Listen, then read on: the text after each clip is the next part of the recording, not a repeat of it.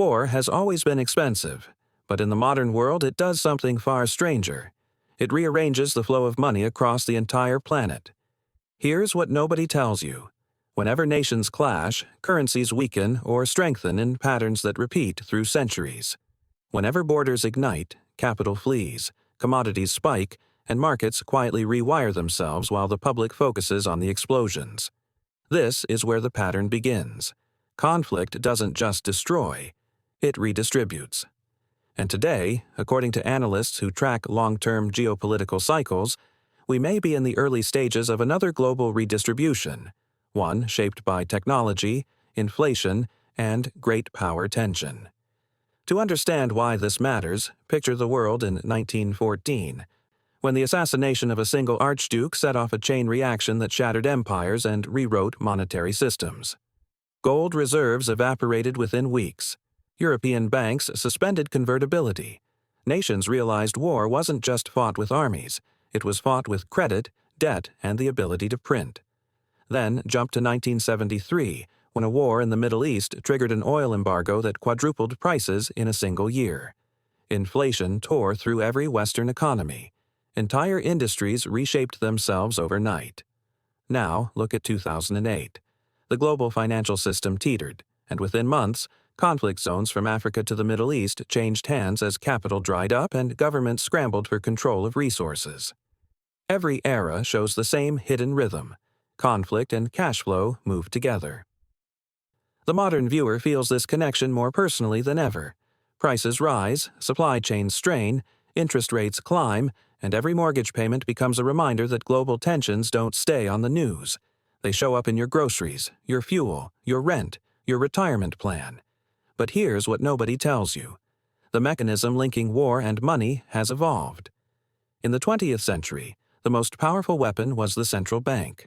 Today, it may be data, artificial intelligence, cyber warfare, and the ability to sever financial networks with a single sanction. Not bombs, bandwidth. At first, the New World economy looked like a miracle. Globalization promised stability, cooperation, and the idea that countries trading with each other would avoid conflict. Then the bill arrived. Supply chains proved fragile. Chips and rare earth metals became geopolitical bargaining chips. Inflation surged after a decade of near zero, revealing how quickly a stable economy can unravel when global trust breaks. Everyone thought they were safe. They weren't. To see the deeper pattern forming, go back to the Roman Empire. Historians note that every major Roman conflict was followed by a debasement of currency. Silver content reduced, coins stretched, purchasing power diluted. War drained the treasury, so the empire quietly taxed the future. Many economists argue that modern inflationary cycles follow the same logic. Conflict expands government spending, spending expands debt, and debt expands money creation. The empire grows shaky, not from battle losses but from financial erosion. Then there's the second historical case, the British Empire in the 19th and early 20th centuries. Every colonial war triggered borrowing spikes from the Bank of England. Every naval expansion deepened reliance on global trade routes. And whenever conflict threatened those routes, investors moved their capital. Fast. The pattern is clear. Wars don't just influence money, they incentivize the creation of entirely new financial systems. Rome created debasement. Britain created central banking. The Cold War created the petrodollar. Analysts now suggest the next conflict-driven system may revolve around digital currency, programmable money, and AI-managed capital flows. Here's the mechanism. Conflict forces governments to prioritize control. Control requires surveillance, speed, and the ability to freeze or redirect financial resources instantly. That's why economists studying modern geopolitics argue that digital currencies, especially state-backed ones, aren't merely technological trends. They are geopolitical tools. Nations want programmable money because programmable money is power during crisis. But before we get to that future, consider how money reacts to conflict today. When a war erupts, capital rushes to perceived safe havens. Sometimes that means gold. Sometimes that means dollars. Sometimes, surprisingly, that means the stock market. During major conflicts in the 20th century, markets didn't always fall. In several cases, they surged as governments increased spending, factories ramped up production, and billions of new dollars entered circulation. Not collapse, reallocation. Money doesn't disappear in chaos, it migrates. The danger wasn't what people saw, it was what they ignored. While the public debates each new conflict, the real transformation happens quietly. Bond markets shifting, foreign reserves moving, central banks rewriting policy frameworks. The global financial architecture bends a little more each decade, and according to some geopolitical forecasters, we may be nearing another breaking point where the architecture doesn't just bend, it snaps. This is where the pattern begins to reveal its second layer. Conflict doesn't merely respond to economics. Sometimes it creates economics. Look at the United States during World War II. Before the war, the country was still recovering from the Depression. By 1945, it was the world's financial superpower. The war destroyed the industrial capacity of rivals, leaving the U.S. with unmatched production and the world's reserve currency. Not destruction, rebirth.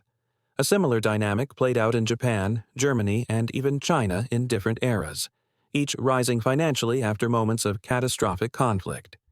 If this historical sequence still applies, then modern conflict zones may be the birthplaces of future financial powers, not despite the chaos, but because of it. Here's why this matters now. Inflation is rising in many countries, interest rates remain volatile, and AI-driven automation is beginning to reshape labor markets faster than previous revolutions. Combine that with intense geopolitical tension, and some economists argue we're entering an era where national power will be measured in three new currencies: data, energy, and algorithmic speed. Whoever controls these controls the new money game. But this raises one enormous question, the question at the heart of the entire documentary. If crisis and conflict always reshape money, then what new financial order is being born right now, and who will control it?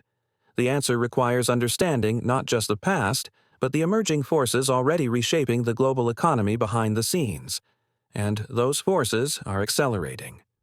War reshapes the financial map long before the first shot is fired.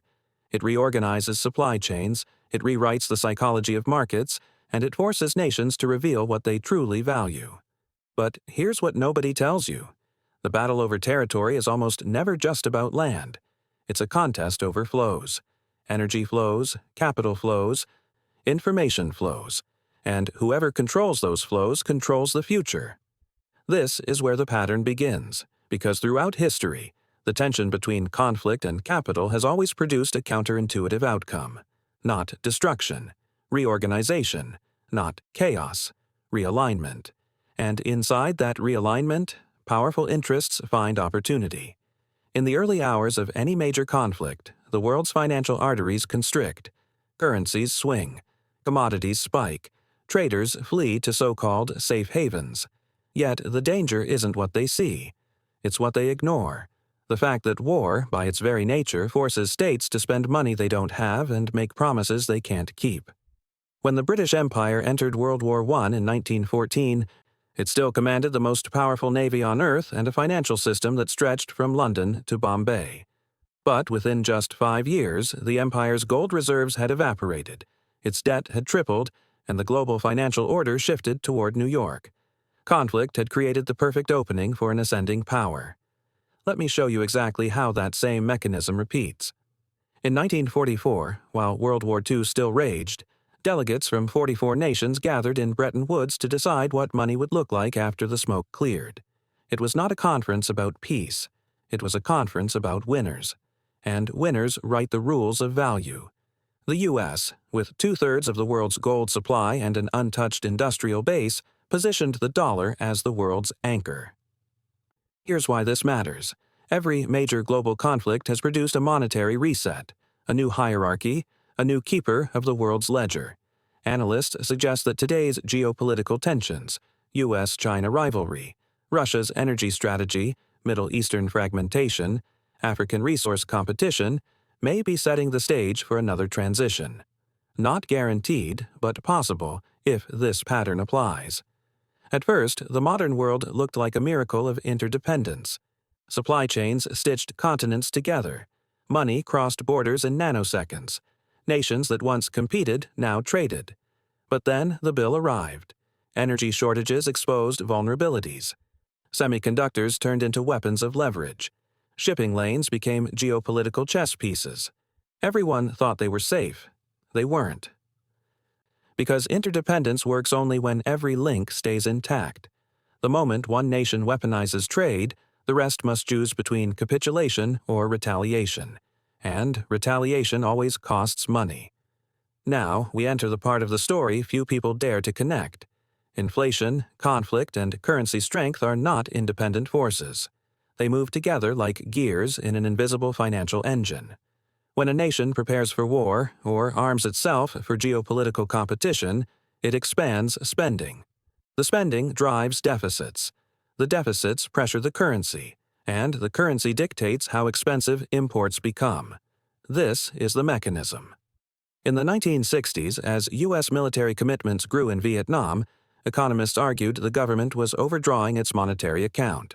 By 1971, foreign nations demanded gold instead of dollars, triggering the collapse of the Bretton Woods system. A geopolitical rivalry ended in a monetary transformation. Some economists argue a similar pressure point is forming today. Defense budgets are rising faster than economic growth across multiple regions. Nations are stockpiling energy, rare earths, food reserves, and microchips. New alliances are forming not around ideology but around supply security. One scenario indicates that this shift could fracture the dollar-centric system, not through collapse but through diversification, regional currencies, commodity-backed trade agreements, AI-managed financial networks. Another scenario suggests the dollar may strengthen as capital seeks stability amidst global uncertainty. And yet, a third possibility, the hardest to predict, hints at a hybrid world where algorithmic currencies compete with national ones. The future of money may not be a single winner. It may be a geopolitical marketplace. Here's the trap. Every nation believes it can reshape the financial world without destabilizing its own economy. But history shows otherwise. When Napoleonic France attempted to dominate Europe, it financed expansion through debt and seized assets. When that strategy stalled, inflation surged and the empire cracked. When Imperial Japan pursued regional supremacy in the 1930s, it relied on resource extraction and financial engineering. When those mechanisms failed, conflict escalated. The danger wasn't ambition. It was the belief that ambition could be managed. The pattern is merciless. Wars demand money. Money demands control, and control always triggers resistance. What happens when AI enters this equation? Some analysts suggest that artificial intelligence may become the new battlefield, not in the sense of autonomous weapons alone, but as a tool for economic dominance.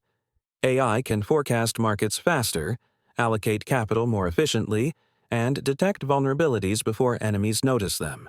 It can optimize sanctions, manipulate trade flows, and reshape labor markets. Whoever commands the most powerful economic AI could, in theory, rewrite financial reality. Not by force, but by foresight. Not by destruction, but by algorithmic control. Here's what nobody tells you. The future of conflict may be fought not with tanks or missiles, but with code that rearranges the global distribution of wealth. And this brings us to the final gear in this quiet machine. Cash flow. On the surface, cash flow seems like a simple accounting concept. Money in, money out. But in geopolitics, it's the bloodstream of power. Nations that generate consistent cash flow through exports, energy sales, manufacturing dominance, or financial services gain leverage. Nations dependent on imports or external financing lose it. Today, rising tensions are forcing countries to reevaluate their economic circulatory systems. Europe is redesigning its energy flow. Asia is recalibrating its supply chains. The U.S. is reshoring industries it once outsourced. And, in the background, financial networks are splitting into spheres of influence. Everyone thinks they know how this ends. But they don't. Because the pattern isn't linear, it's cyclical.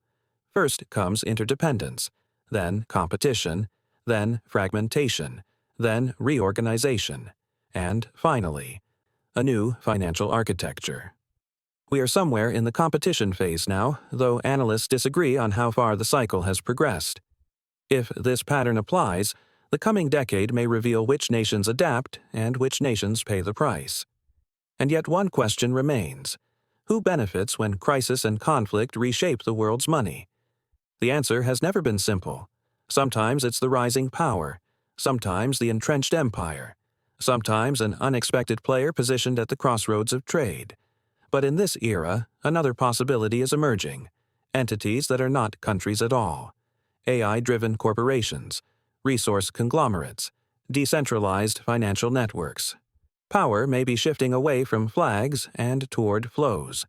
The cliffhanger is not whether geopolitics will rewrite the future of money. It's who will pick up the pen and what they stand to gain.